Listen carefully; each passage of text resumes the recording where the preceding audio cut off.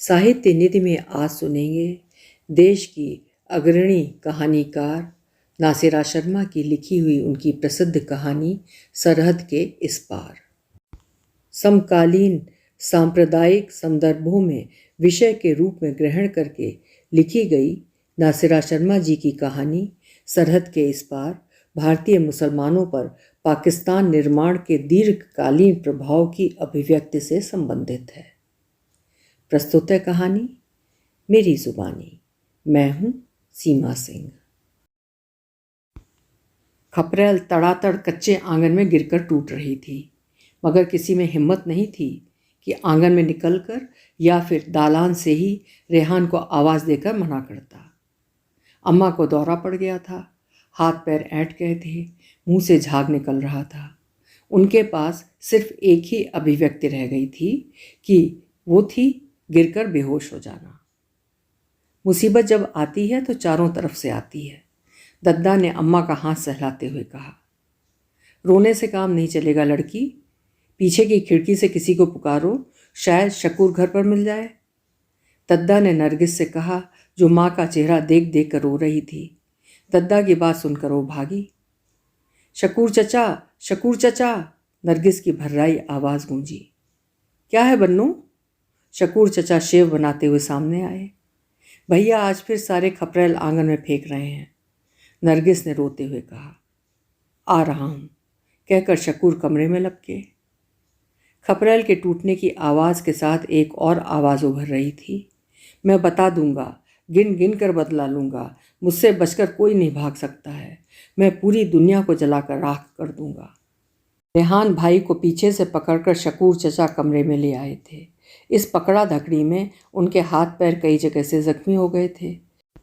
नरगिस को रेहान भाई की हालत देख देख कर सुरैया आपा से नफरत हो गई थी। वो अगर ऐसा ना करती तो क्या भैया की ऐसी हालत बनती? अम्मा को होश आ गया था। दद्दा उनको रूह अफ़ज़ा पिला रही हैं। अब्बा को शकूर चचा ने फ़ोन कर दिया है। भैया कमरे में बंद हैं। खिड़की से उसने झांका। वो सुस्त बेदम फर्श पर पसीने से नहाए औंधे पड़े हुए हैं। 7 साल की नरगिस सब कुछ देख रही है। दद्दा सुरैया आपा को दुपट्टा फैलाकर कोस रही हैं। अम्मा उन्हें मना कर रही हैं। ऊपर नीम पर बैठी चील चीख रही है। इन्हीं चीलों को रेहान भाई कितना परेशान करते थे। जिस दिन बाजार से वो गोश्त लाते, साथ में छिछड़े जरूर लाते थे। फिर आंगन के ऊंचे चबूतरे पर खड़े होकर छिछड़े उछालने का नाटक करते चीखते थे। अंडे बच्चे वाली चील चिलौरिया। एक बार खिसियाई चील उनकी उंगली को जख्मी कर गई थी। कितना खून निकला था। सुरैया आपा भी क्या चील है, भैया को पागल बना दिया। दद्दा कहती है नासपीटी जहन्नुमी है, जाने कितने घर उजाड़ेगी हर्राफ। नरगिस इधर आओ, अम्मा की कमज़ोरी में डूबी आवाज़ उभरी। आई अम्मा। नरगिस दौड़ी हुई आई। मेरी तिलेदानी से जरा महीन वाली सुई निकाल लाना। नरगिस भागती हुई असबाब वाली कोठरी में घुसी। अंदाजे से तिलेदानी टीन के बक्स से उठाई और कोठरी से बाहर भागी। इस अंधेरी कोठरी से नरगिस को बड़ा डर लगता है। जाने अम्मा इसमें कैसे सामान रखती उठाती हैं। जाकर जरा खलीकुन को तो बुला लाओ, कहना नवाब दुल्हन की तबीयत ठीक नहीं है, दद्दा ने फौरन बुलाया है। नरगिस दरवाजे की तरफ बढ़ी। बेकार आप परेशान हो रही हैं, मैं ठीक हूँ, अम्मा ने रेहान भाई की बुशर्ट उठाते हुए कहा। मेरे जीते जी सारे चोचले हैं, मर गई तो कौन आएगा यहाँ पर, दद्दा ने कहा और मर्दबान से कुछ मेवे जड़ी बूटी जैसी चीज़ें निकालकर पुड़िया बांधने लगी। गली में सन्नाटा था। हिंदू मुसलमान फसाद हुए अभी 2 ही दिन गुजरे थे, मगर अम्मा के लिए 2 युग। खपरेल पर बैठकर रेहान के जो मुंह में आता बकता था, माँ बाप को शर्मिंदगी के सिवाय कुछ हाथ नहीं आ रहा था। मारो सारे हिंदुओं को, गले दबा दो इनके, साले कहते हैं कि तुम पाकिस्तानी हो, जाकर पूछो इनसे तुम्हारे बाप दादा कहाँ हैं। मेरे बाप दादा इसी धरती के आगोश में गढ़े हैं। सबूत चाहिए तो जाकर देखो, हमारे कब्रिस्तान सबके सब मौजूद हैं। वहाँ खुद गद्दार हैं और हम पर इल्ज़ाम लगाते हैं। नौकरी न देने का अच्छा बहाना ढूंढा है। आखिर कहें भी क्या, मारो सब कातिलों को, मारो, खून की नदियां बहा दो मार मार कर। सबको पता था रेहान के दिमाग पर असर है। पेट्रोलिंग पुलिस के सिपाही भी हंसते गुजर जाते थे। कुछ पागल है कहकर थूकते और कुछ सिपाही जाने क्या सोचकर सिर हिलाते, जैसे वो सब समझ रहे हों। शकूर कई बार नीचे से समझा चुका था, मगर कौन समझता है। पूरा मोहल्ला हिंदुओं का है, सिर्फ 3-4 घर मुसलमानों के हैं। गली के पार सारा का सारा मोहल्ला मुसलमानों का है। बात यहीं नहीं रुकी। जब कपड़े खत्म हुआ तो जानबूझकर रेहान शेरवानी पहनकर निकला। देखे किस माई के लाल में ताकत है मुझे छूने की। दद्दा ने सिर पीट लिया। यह हमें रुस्वा करा के रहेगा। भूस में चिंगी डाल रहा है, आग न लगती होगी तो लग जाएगी। दोपहर में वर्मा जी की पत्नी अम्मा से कह गई थी, बहन जी परेशान ना हो, हम रेहान को हमेशा से जानते हैं, अपना लड़का है, की बातों को सब समझ रहे हैं, आप चिंता न करें। इस तरह से कई पड़ोसिनें अम्मा के शर्मिंदा सरापे को सहारा देकर और दद्दा के हाथों का पान खाकर चली गई थीं। अम्मा सुता मुंह लिए बैठी रहीं। क्या कहती? ने फर्स्ट क्लास में एमए पास किया था। 5 साल से नौकरी की तलाश थी। पीएचडी से मन उछटा हुआ था। सुरैया से उसकी दोस्ती बीए में हुई थी। दोस्ती इश्क में बदली और फिर शादी के वायदे में। मगर जब घर वालों को पता चला तो उन्होंने सुरैया से साफ कह दिया कि सैयद की लड़की शेखों में नहीं जाएगी। खानदान भी छोटा, औसत लोग हैं, फिर 2 वर्ष से बेकार लड़का। लड़की का गला न घोंट दे ऐसे घर में शादी करने से। बहुत दिनों तक ये बात रेहान से छुपी रही, मगर जब सुरैया की मंगनी हो जाने की बात उसके कान में पहुंची तो उसे यकायक यकीन ही नहीं आया। परसों ही तो सुरैया से उसकी मुलाकात हुई थी। उसने जरा भी जो इशारा किया हो, अपनी बेबसी पर वो बेकरार हो उठा। सुरैया के घर तो जा नहीं सकता था, घुटता रहा। वायदे के मुताबिक सुरैया जुमे के दिन आई भी नहीं। बेकारी, इश्क में नाकामी और बेवफाई ने रेहान को दीवाना बना दिया। दद्दा का ख्याल था कि सुरैया की फुफ्फी ने रेहान पर जादू टोना किया है। वो बहुत जल्लाद दिल की औरत है। उसने अपनी सौत के गुप्त अंगों को जलते चिमटे से दागा था। ऐसे बुरे लोगों के बीच में रेहान जाकर फंस गया। जितना रेहान को सुरैया से नफरत दिलाई जाती, उतना ही वो उसके लिए अधिक व्याकुल होता गया। फसाद फिर हो गया। शहर में तनाव बढ़ गया। पुलिस हरकत में आ गई और रेहान बेकरार। ऊपर छप्परों पर बैठा फिर ऑल फॉल बकने लगा। आज उसे नौकरी मिल जाती तो क्या सुरैया की शादी की तारीख तय हो पाती? नारायण जी का जुमला नश्तर चुभ हो रहा था। रहते हैं हिंदुस्तान में, मगर सपने देखते हैं पाकिस्तान के। दिल चाहा पटक पटक कर नारायण को मार कर पूछे, मंदिरों की मूर्तियां डॉलर और पाउंड के लालच में कौन बेचता है?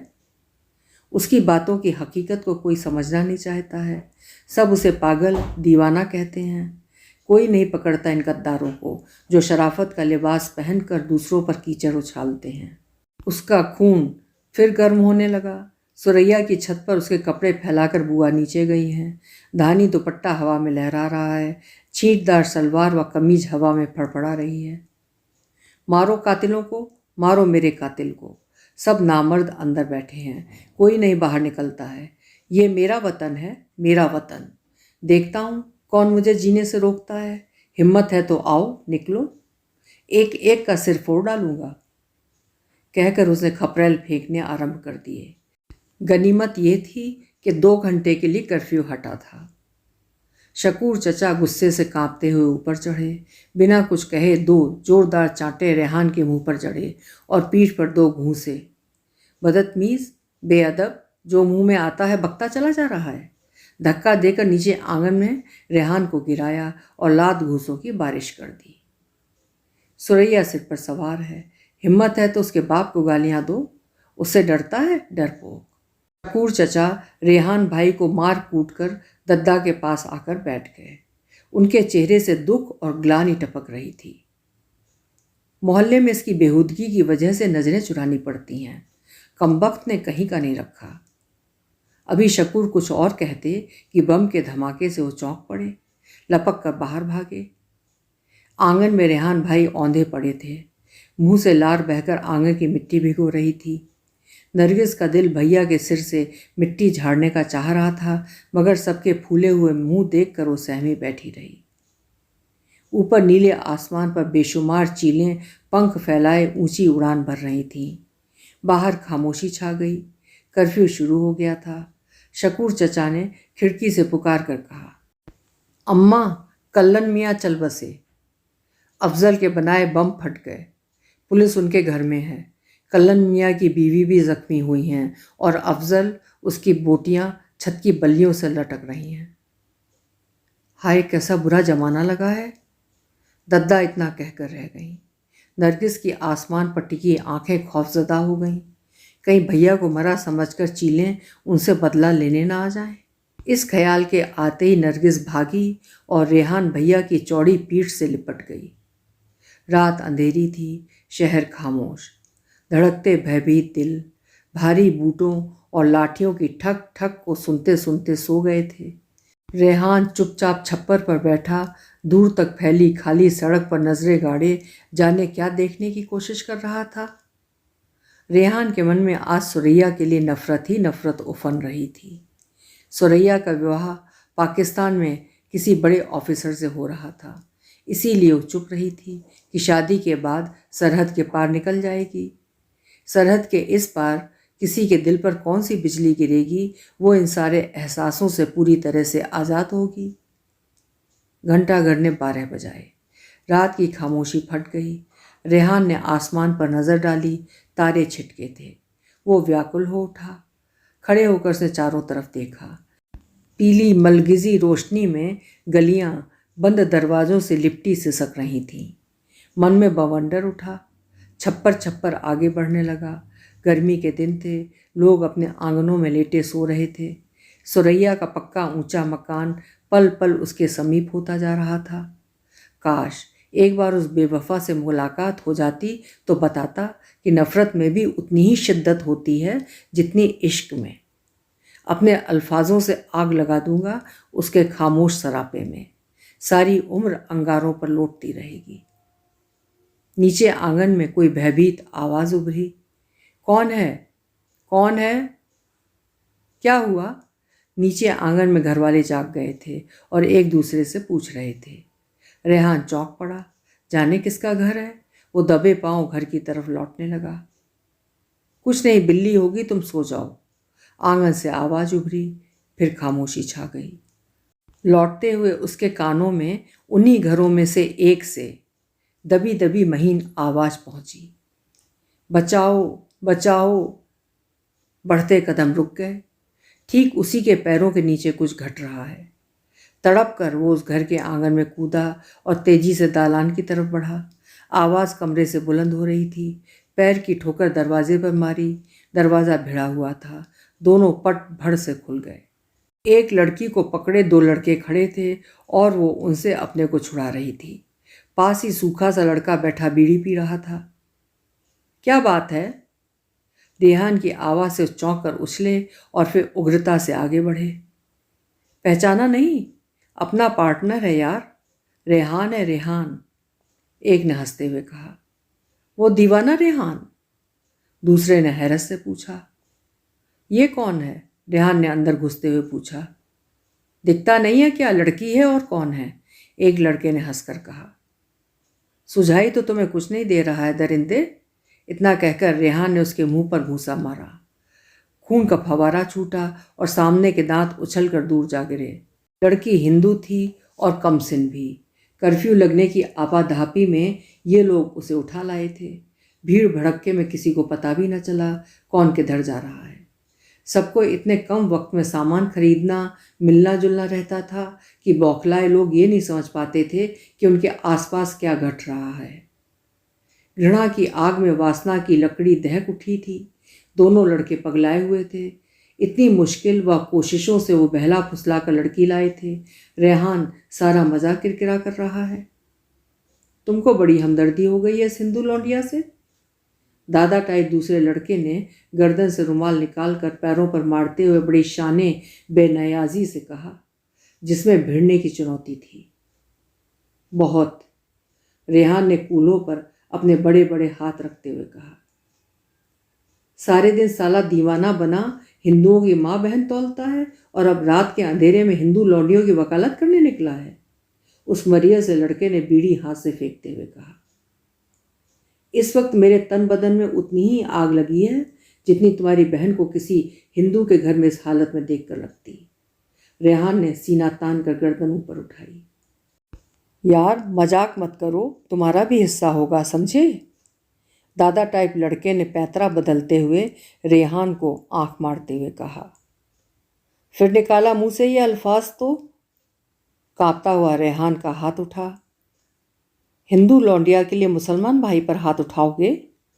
उसी लड़के ने आस्तीन चढ़ाई।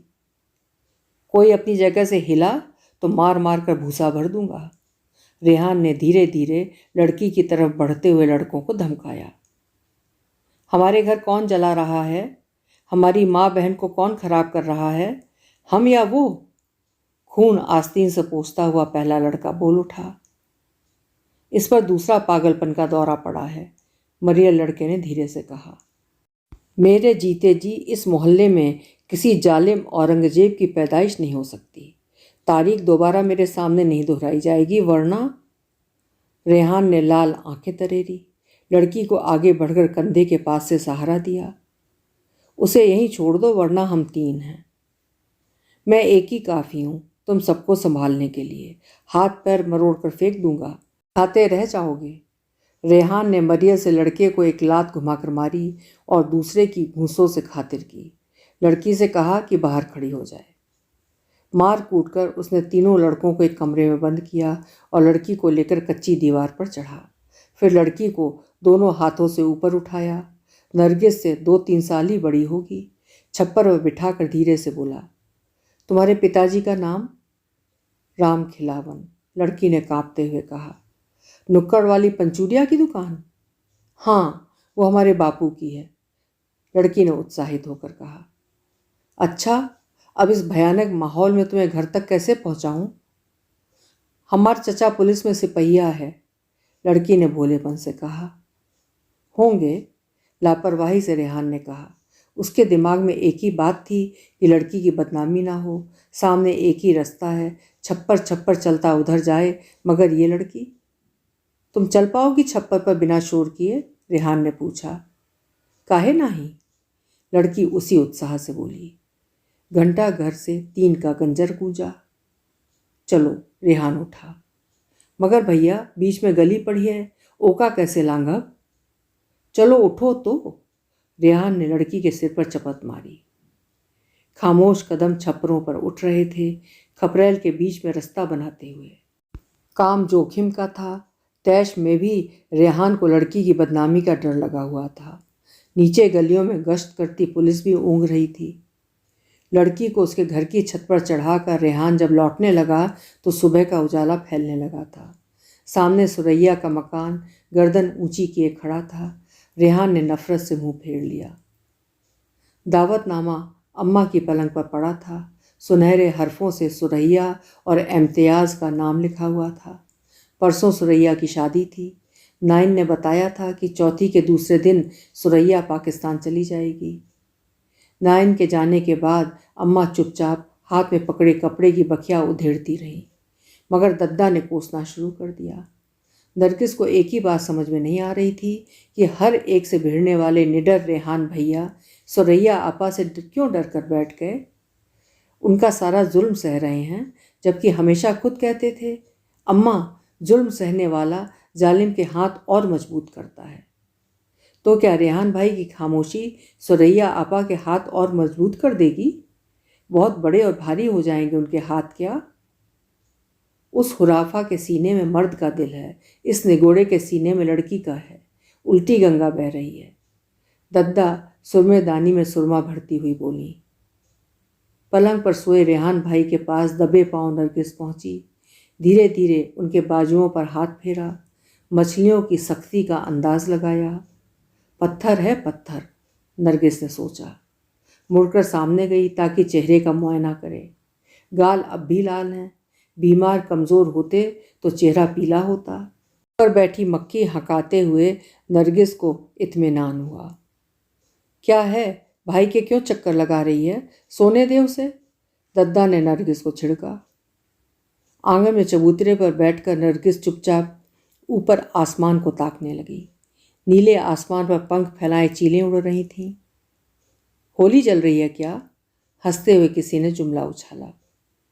हाँ, ख्याल और परवाज़ की होली नहीं बल्कि चिता कहें, रेहान ने कागज़ के ढेरों से लपकते शोलों को देखकर कहा।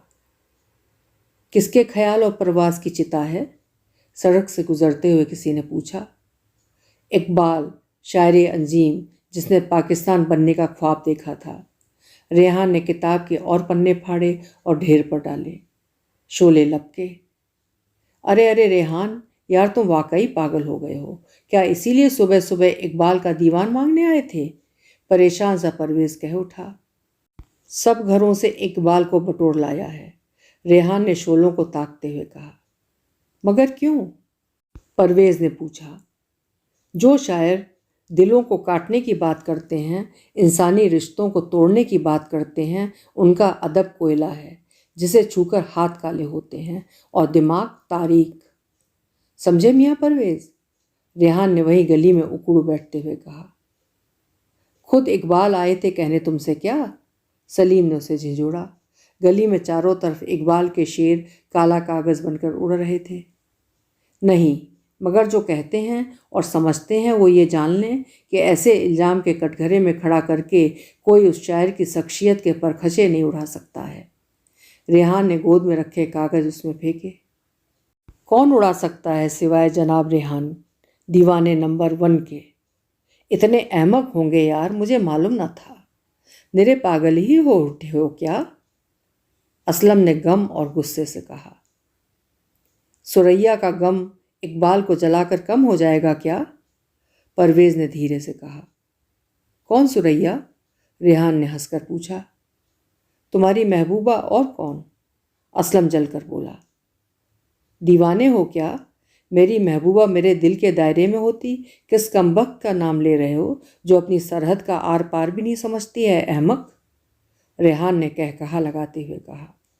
अंग्रेज़ों ने हमें फसाद की शक्ल में पाकिस्तान तोहफे में दिया है और हम इस ज़ख्म को जब तक जिएंगे पालते रहेंगे। करें भी क्या? कर ही कुछ नहीं सकते हैं, अपाहिज जो ठहरे। रेहान ने बुझते अधजले कागज़ों को डंडी से हिलाया। पूरी गली में जले छोटे बड़े कागज़ के टुकड़े उड़ रहे थे। मेरे गम को सुरैया की सरहदों में कैद करके तुम सब हकीकत से फरारी होना चाहते थे, रेहान ने हंसते हुए कहा। जेब से सुनहरी डिबिया निकालकर बची राख उसमें एहतियात से भरी और डिबिया बंद करके दोबारा जेब में रख ली। मगर दोस्त, ये फरारी कब तक? कहीं पर जाकर बंद गली में सिर फूटेगा ही, तब इस दीवाने को याद कर लेना, रेहान ने कहा और घर की तरफ चल पड़ा।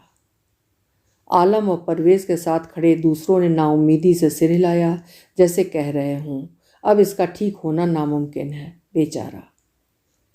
राख से भरी डिबिया शादी के दिन सुरैया को भेजकर रेहान के दिल को करार आ गया था। दद्दा को जितना डर था वो सब धरा का धरा रह गया। पूरे 2 दिन ऐसा घोड़ा बेचकर रेहान सोया जैसे उसी के घर से लड़की की डोली उठी है। गली में कुछ लड़के अवश्य दुकानदारों से पूछ रहे थे कि क्या बात है, वो दीवाना रेहान नज़र नहीं आ रहा है। हंसकर दुकानदार चुप हो जाते। सबको रेहान से प्यार था। राम खिलावन तो जैसे रेहान के हाथों बिक ही गया था। सरस्वती वाली बात क्या भूलने वाली है। घर में सबने खुदा का शुक्र अदा किया कि एक खतरे के दिन खैर व आफियत से टल गए। शकूर भी मुतमईन से शाम को बैडमिंटन खेलने जाने लगे। 2 दिन से रेहान का पता न था, घर नहीं लौटा था। जाता भी कहाँ था? या तो छप्पर पर बैठा चीखता चिल्लाता रहता था या फिर गली में इधर उधर घूमता फिरता और फिर घर लौटकर चुपचाप पलंग पर पड़ जाता था। शकूर चचा थक कर दद्दा के पास आकर बैठ गए। अम्मा, तमाम ढूंढ लिया, अस्पताल, नदी, कुआं, उस रेहान के बच्चे का कहीं पता नहीं है। अपने हिफ्ज़ा मान में रखना परवरदिगार, दद्दा ने कहा। अजीब अजीब उन्हें शौक हुए हैं। कुछ दिन पहले राम खिलावन के घर से हाथ में राखी बंधवाए, माथे पर टीका लगवाए निकल रहे थे। अभी भी किसी डिसूजा या गुरमीत सिंह के यहाँ पड़े होंगे, सेकुलर इंडिया का जाम पिए। हम यहाँ खूने जिगर पिए उनकी बला से। शकूर चचा ने गुस्से से उबलते हुए कहा। परसों उनका मैच है, प्रैक्टिस पर जा नहीं पा रहे हैं। उनकी बीवी रजिया भी मायके गई हुई है, वहाँ उनके भाई की तबीयत खराब है। कभी की झुंझलाहट भी इस गुस्से में मौजूद थी। अम्मा चुपचाप काम में लगी थी। रेहान भाई के मामले में उनकी कोई राय नहीं रहती है। घर में हंगामा है। अम्मा की लंबी खामोशी उनकी अपनी चीखों में छनाकेदार आवाज़ के साथ टूटी है। शीशे ही शीशे बिखर रहे हैं। चीखें हैं कि रुकने का नाम नहीं ले रही हैं। शकूर चचा घुटनों के बल रेहान भाई की लाश के पास बैठे हैं। अब्बा दीवार से सिर टिकाए खामोश खड़े हैं। दद्दा का हाल बुरा है, किसे कौन संभाले। 2 हफ्ते बाद रेहान भाई की लाश नैनी के पास नाबदान से निकली है। बदन पर ढेरों चाकू के निशान हैं। जख्मों से बदबू फूट रही है और पेट की अंतड़ियों में कीड़े रेंग रहे हैं। घर में पूरा मोहल्ला उमड़ा है। सरस्वती और राम खिलावन का रोना तो रुक ही नहीं रहा। नरगिस सरस्वती की लाल आंखें देखकर सोचती है, अगर सुरैया अपा यहाँ होती तो क्या वो रोती? अगर सुरैया आपा यहाँ होती तो भैया मरते ही क्यों? भीड़ में 3 लड़कों के बारे में कानाफूसी चल रही है। कुछ लोगों को उन्हीं पर शक है। कौन होंगे वो 3 लड़के? नरगिस सोचते सोचते थक जाती है। परवेज़ भाई, असलम भाई, शाहिद भाई, तीनों तो भैया के पास बैठे रो रहे हैं। ये भैया को क्यों मारेंगे? धूप आधे आंगन में भर गई थी। भीड़ छटने लगी थी। नरगिस अपने को बहुत तन्हा महसूस कर रही थी। उठकर चबूतरे पर उकड़ू बैठ गई और आसमान की ओर तकने लगी। नीले आसमान पर चीलें डैने फैलाए उड़ रही थीं। कहीं दूर से आवाज़ उभरी, अंडे बच्चे वाली चील चिलौरिया। घबरा कर नरगिस ने भैया को देखा। आज तो भैया सचमुच मर गए। कहीं चील? वो तेजी से भैया से लिपटने भागी। आधी राह में दादी ने उसे पकड़ लिया। कहाँ चली? नरगिस ने घबरा कर दत्ता को देखा। उसे ये बात समझ में नहीं आ रही थी कि बदला भैया से चीलों को लेना था, मगर ये कीड़े कहाँ से आ गए? भैया तो चींटियों, कीड़े मकोड़ों को कागज़ से उठाकर घर में किनारे जाकर फेंकते थे कि कहीं किसी के पैर के नीचे दबकर मर ना जाएं। फिर ये सब कीड़े भैया के बदन को क्यों काट रहे हैं? दद्दा ने उसे सीने से लिपटा लिया। सफ़ेद मखमल की जंपर से उठती खुशबू में उसे भैया की महक आती लगी। दद्दा की आवाज़ दूर आती सुनाई पड़ी। सुरैया का गम इसे घुन की तरह चाट गया। घुन तो गेहूं में लगता है। खलीकुन गेहूं पछोड़ते हुए शिकायत करती थी। नरगिस को याद आया घुन का चाटा खोखला गेहूं का दाना। दद्दा के सीने से मुंह हटाकर उसने भैया की तरफ देखा। तो क्या सुरैया आपा घुन थी? अभी आप सुन रहे थे नासिरा शर्मा जी की लिखी हुई उनकी प्रसिद्ध कहानी सरहद के इस पार। उम्मीद है कहानी आपको पसंद आई होगी। कल फिर मिलेंगे। आपका समय शुभ हो।